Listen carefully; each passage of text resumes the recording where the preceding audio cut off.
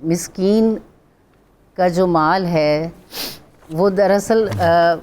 ہمارے پاس پڑا ہوا ہے اور ہم نے اس کو ادا کرنا ہے. اب اس کے ادا کرنے میں ہمیں کتنی دیر لگتی ہے، اتنی دیر ظاہر ہے ہمارے اپنے ہی اعمال میں اور اس مال میں کہیں نہ کہیں کوئی خرابی پیدا ہو رہی ہے. سر نے اور بڑی اچھی بات کی کہ جو برانڈز کو ہم دیتے ہیں، ٹھیک ہے، ہمارا جتنا مرضی بڑا مقام ہو جائے، کسی بھی بڑے عہدے پر ہم پہنچ جائیں، ہم کچھ دن پہلے بھی یہ بات کر رہے تھے کہ اگر ہمارا شخصی تہذیب کا اور شخصی رویہ ہمارا درست نہیں ہے تو ہمارا لوگوں کے ساتھ میل جول نہیں ہے. انفرادی طور پر جو جماعت کا تصور ہے، نماز با جماعت کا، عیدین میں ایک دوسرے سے ملنے کا ہے. ابھی تک میں ایک گاؤں سے تعلق رکھتی ہوں اور میرے والدین، میرے دادا اور ان کے لوگوں، ان کے بڑوں کو میں نے ایک عمل کرتے ہوئے دیکھا کہ روز عید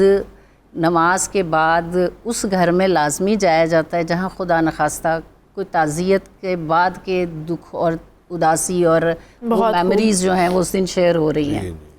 یا مسکینوں کی خبرگیری کی جاتی ہے، ان کو خاص صدقات اور فطرانے اور کسی بھی صورت میں ان کو دیا جاتا ہے. یہ کہ ہم نے تو کھانا آج بہت اچھا کھانا ہی ہے، ان کے گھروں میں کھانا پکا، کیسی اچھی روایت. الحمدللہ میں نے اپنی عمر کے تقریباً 50 سالوں میں کبھی ایسا نہیں دیکھا کہ وہاں کوئی گھر بھی اس روز تیار شیار نہ ہو اور اچھے طریقے سے کھانا نہ کھا. اللہ کرے کہ ہم اپنے بچوں کو یہ روایات جو ہیں، یقیناً یہ سیرت حسنہ سے ہی ماخوذ ہیں، یہ قائم رکھیں.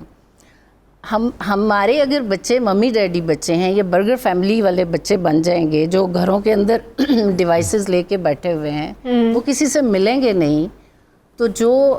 ہم حسنین کریمین یا حضرت امام جعفر صادق رضی اللہ تعالیٰ عنہ اور حضرت امام زین العابدین، خود حضرت عمر فاروق کے زمانے میں بیت المال سے جو ان کو حصہ دیا جاتا تھا، ریاست کی جو ذمہ داری ہے کہ ان کو اپنے مال میں سے ان کے لیے باقاعدہ ایک نظام جو ہے وہ وضع کرے اور کوئی بھی ہاتھ پھیلاتا ہوا نہ ہو. ایک تو ہم نے مساکین کو کھلانے کے معاملے میں، ان کو اپ برنگنگ کرنے کے معاملے میں، ان کو معاشرے کا ایک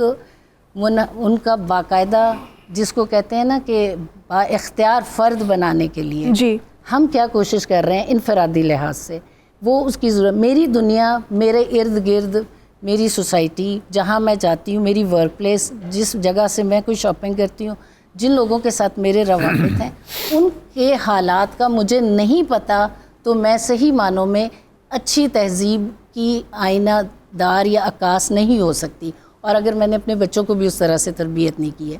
رسول پاک صلی اللہ علیہ وسلم کا طریقہ، مولا علی سرکار کا طریقہ اور ائمہ کرام کا طریقہ یہی تھا کہ رات کے اندھیرے میں وہ مساکین کی جس طرح سے مدد کرتے تھے، اسی طرح سے ہمیں اس راستے پر چلنا.